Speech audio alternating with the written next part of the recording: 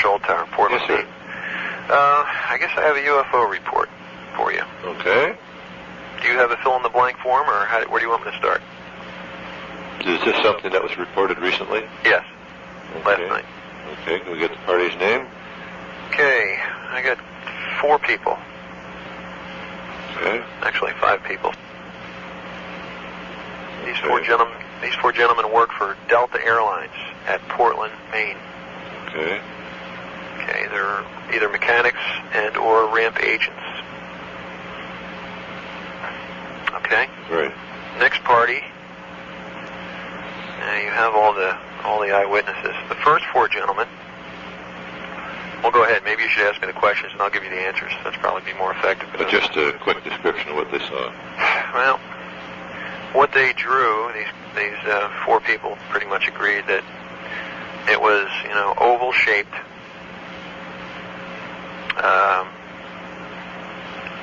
Actually, what they drew, it looked like a fedora hat, basically.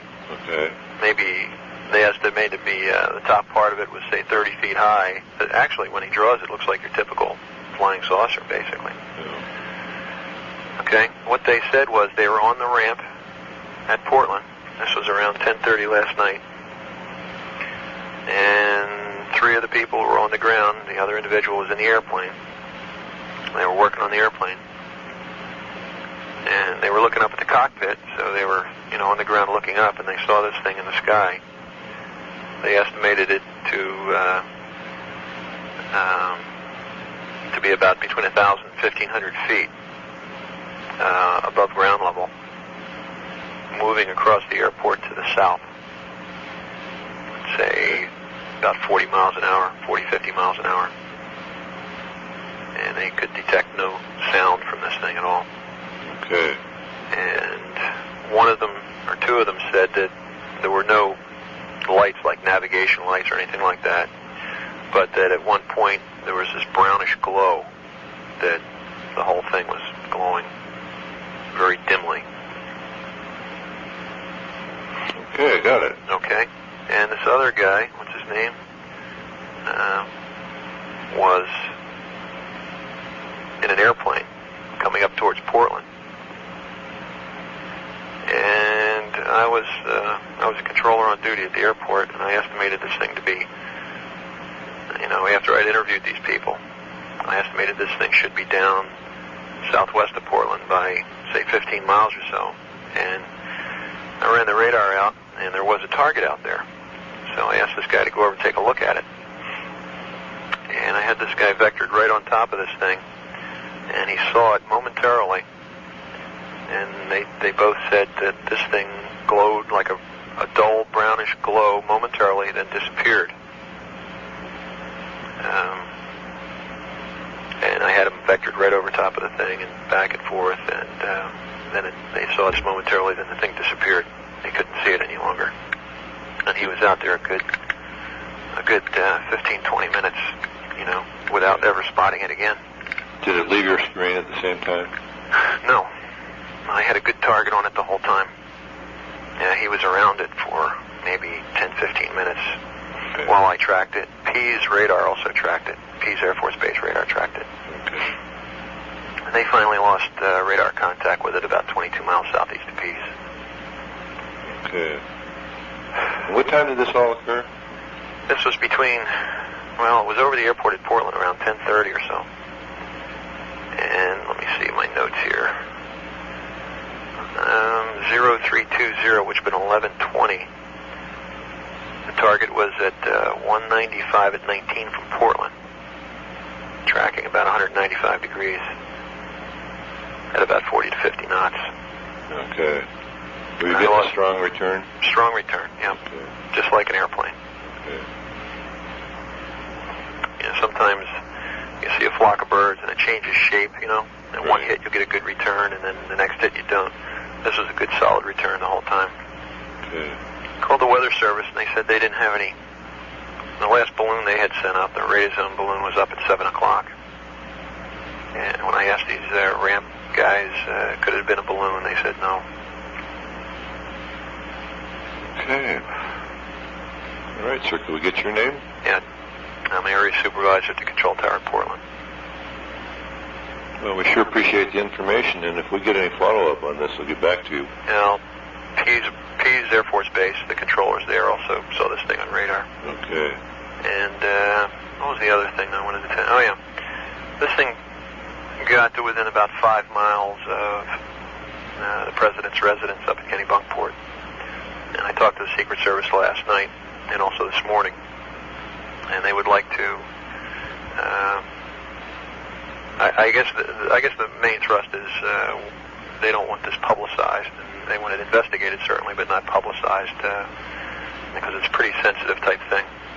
So that's their main concern. They certainly want it investigated, but they don't. They could do without the media finding out about it. If you need anything, you can also talk to those people too. They'd probably be interested in finding out what it was too. They're probably going through their channels, whatever they are. Right. So, and where are you located? We're in Seattle. Okay. Okay. Just out of curiosity, don't you guys have any like direct lines to NORAD or anybody like that? No, but they all carry our number. They do. And when people call them, why, they refer them to us right away. They do? Yes. Do they ever call you back and ask about what goes on or anything like that? No, they don't, as a matter of fact. Well, that's really strange. Well, they're pretty much out of it, at least officially. They're pretty much out of it. And they don't put any time into it, but they do cooperate. Okay, Bob. Thanks very much. Thank you. I'd be interested to find out what goes on. Okay, thanks All right, a lot. thanks very much. Bye. Bye-bye. UFO Reporting Center? Have you had anything more on what was reported last night? Not a word. Nothing from anybody. Of course, that doesn't mean other people didn't see it. We figure that for every report we get, well, there's probably 1,000 that we don't get. Mm-hmm. So pretty big odds there. Well, I was just wondering if any other government agency got in touch with you. No. Reference this thing. No, they didn't. That's really strange. I was going over the winds aloft from last night, and basically the winds aloft really don't line up with. Had it been a free-floating object, it doesn't make sense that it would be tracking the way it had been tracking. Yes. And at those speeds, for instance, at between 1,000 and 2,000 feet, it was like between 335 and 340 at about 18 knots, which 3,000 feet, it was 340 at 20. And we don't get up into the 25 knot range until you're up to 10,000 feet, and then it's still out of the northwest, 325 and 25. Yes.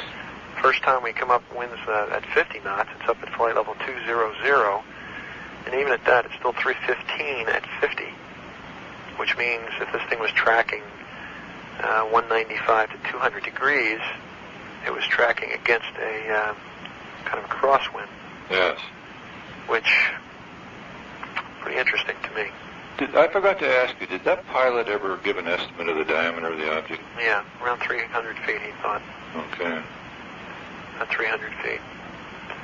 And before he told me, before he made any mention to what he thought he saw, he asked his wife, and he says, I know what I think I saw.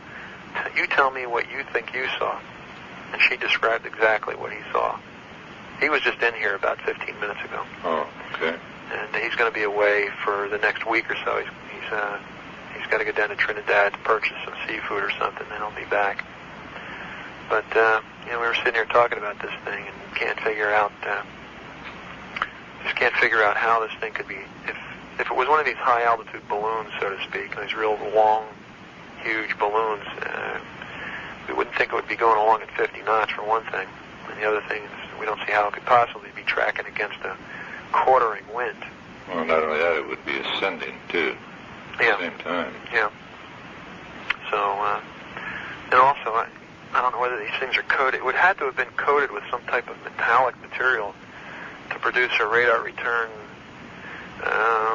the way it had. I mean, I got just as strong a return from this object as I did from the aircraft when I was out there circling around it. So, Yes. Yeah. The only other thing is that I could see, I've seen large flocks of geese and things like that. Now, they'll certainly produce speeds that great, and they'll also give you a return that's just as strong as I observed. But there's no doubt about it. They certainly wouldn't produce this glow we're talking about. Yeah, not only that, you got that close visual from the aircraft too, which would eliminate that. Sure. Yeah. So. And that the president's retreat there, isn't that restricted airspace? It's prohibited airspace. Okay. For what diameter?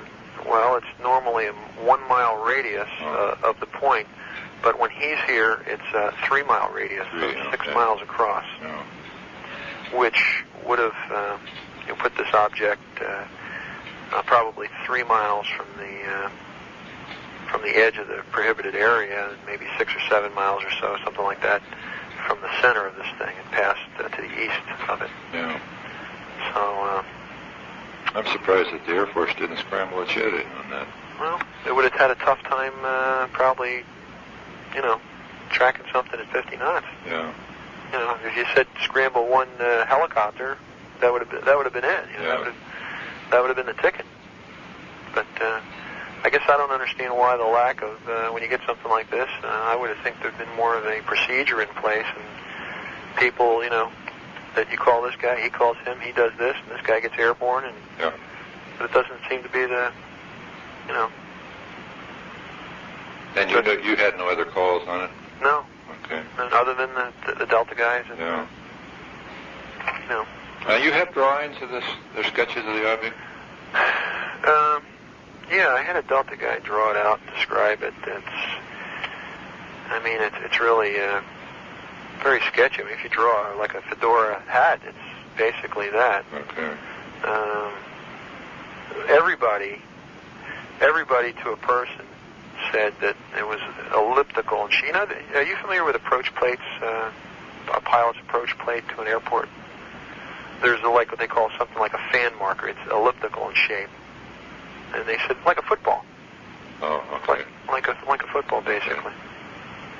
Flat or turned up? Yeah. Well, it's just like a football. Flat. Flat. Yeah, okay. And shape. And it's funny because, the guy over at Delta and the guy, in the airplane, half hour later, 45 minutes later, described the same thing. Which,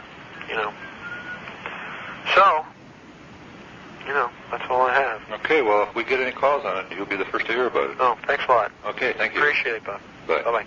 UFO Reporting Center? Hi, Bob. How are you? Anything more on that thing from Saturday night? Not one word. God, I can't believe this. Yeah, it's very strange. I can't believe this.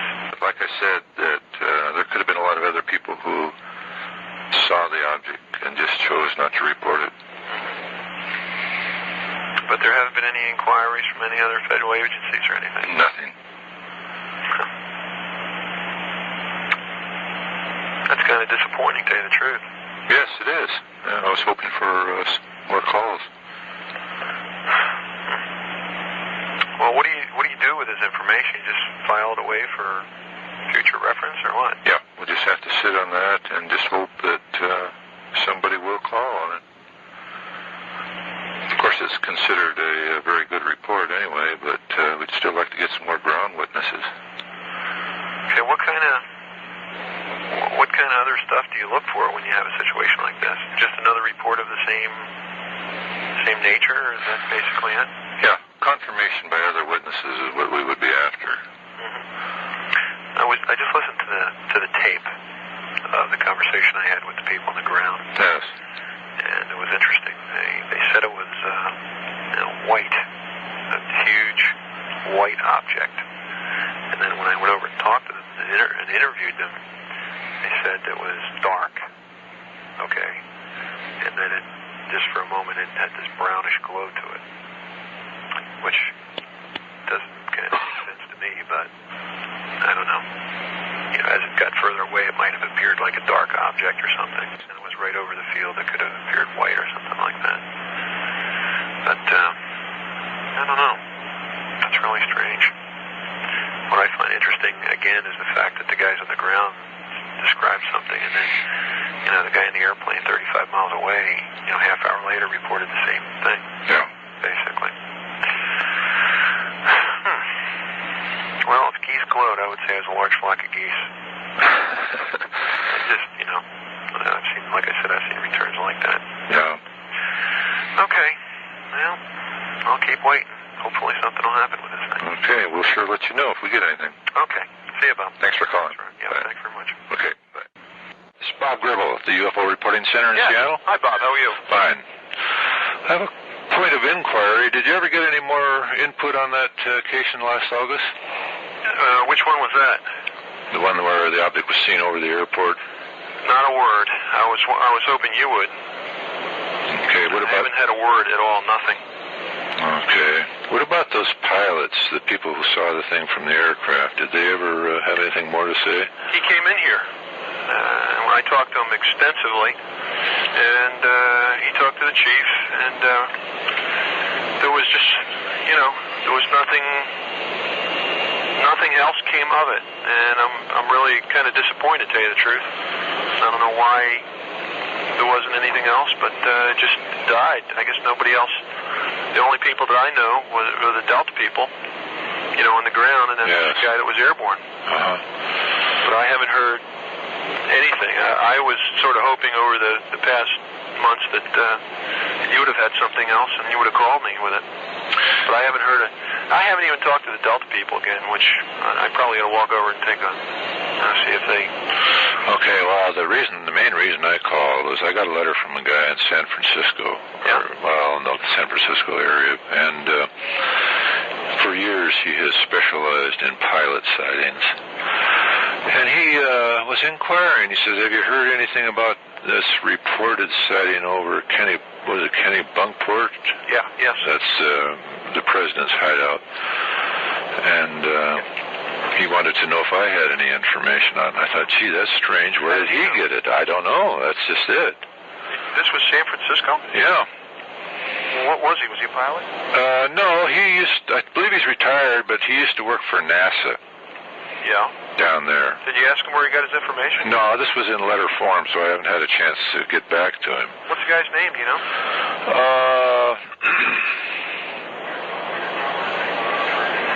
Hold on a second. I got an airplane. Can you hold on one second? Sure, yeah. I'm sorry. Yeah, that's okay. Go ahead. Yeah, his name was Richard Haynes, Haines. And I thought maybe somebody back there did some talking to the press or something. Oh, no. No, it never went that route. Okay. No, not a thing. Now, you were going to send me a copy of that pilot's letter or report. I didn't send that to you, huh? No. Okay, let me make myself a note here.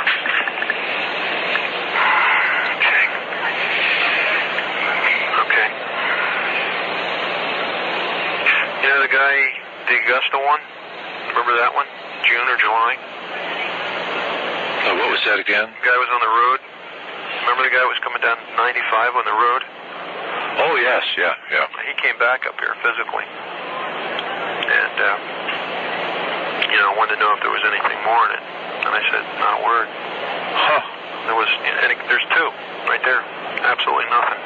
Okay.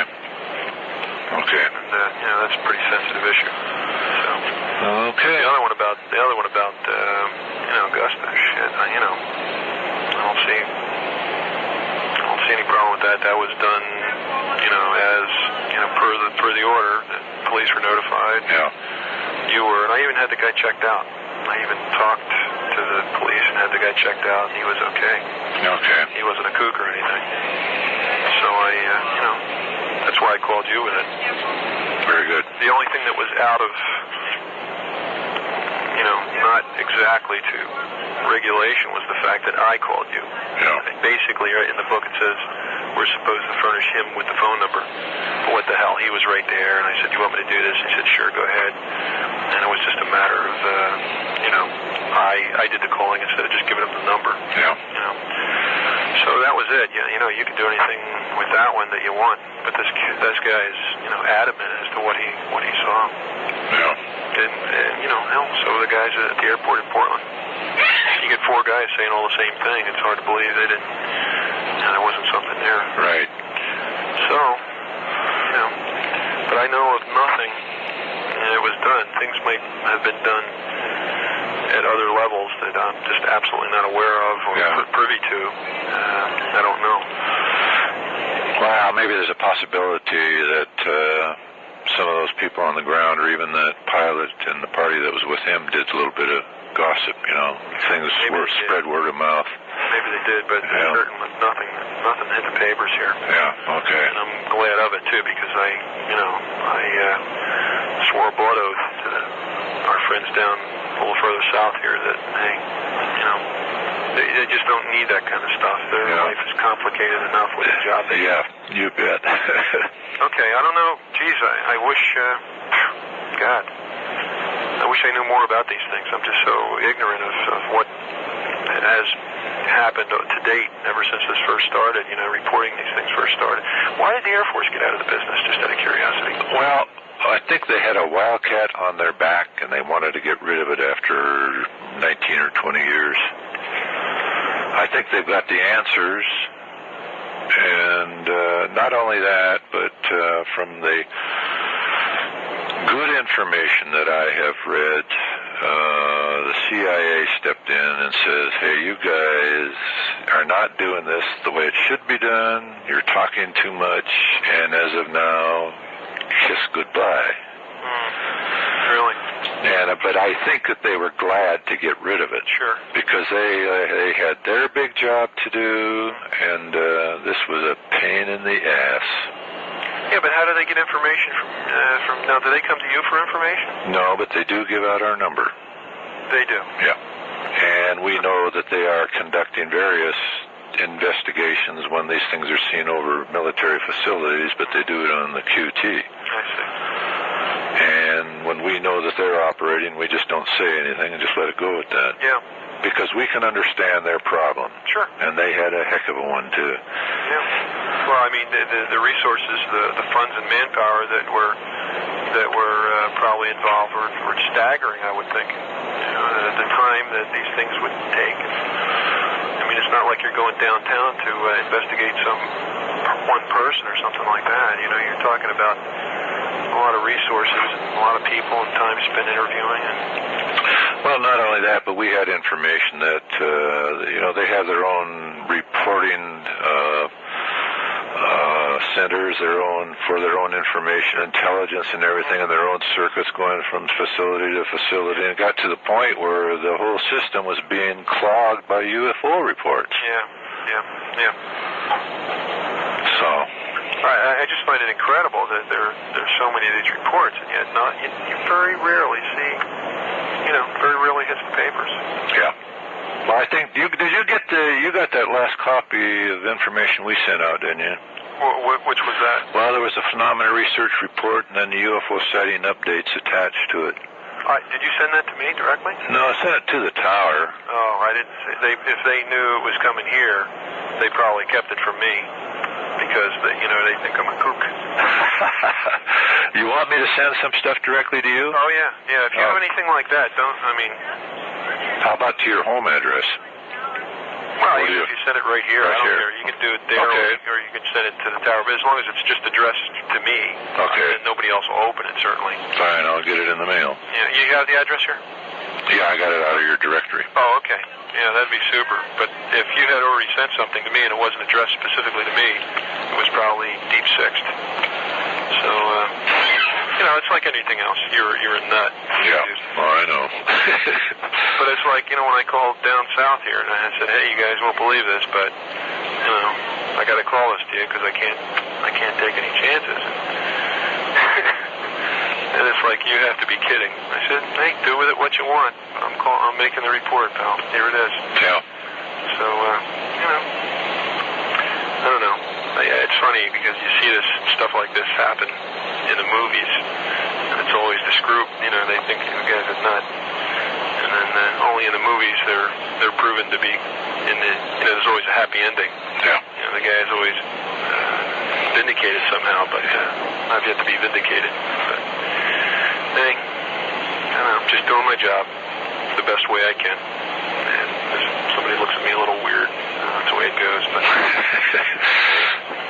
I'm no mind reader, and I don't have a crystal ball. I can only go with the information as I see it. Right. And I'm certainly not in the habit or business, nor am I inclined to fabricate stuff like this. So, I'd rather do it and look like a nut than not do it and have something happen and live with that the rest of my life. Okay, well, I'll get the stuff in the mail for you, and if I come up with anything additional to that, I'll let you know about it. Okay. Are you the only person that mans this place? No, there's two of us. Yeah, because every time I call out there, you're the only one working. Yeah. So. Well, I'm retired, so I got lots of time. Oh, I see. Okay. Just one question. Did the military ever ask you for information? Did they ever come to you and say, hey, do you have any information on this thing or that thing? Or... Occasionally. Yeah. It isn't something that happens all the time. Oh, really? But we do get calls here from military bases giving us information in reference to names and phone numbers, and they do pass out our number frequently. Amazing. In fact, we got about the same coverage with the Weather Service and, all the military bases, Army, Navy, Coast Guard, and whatever.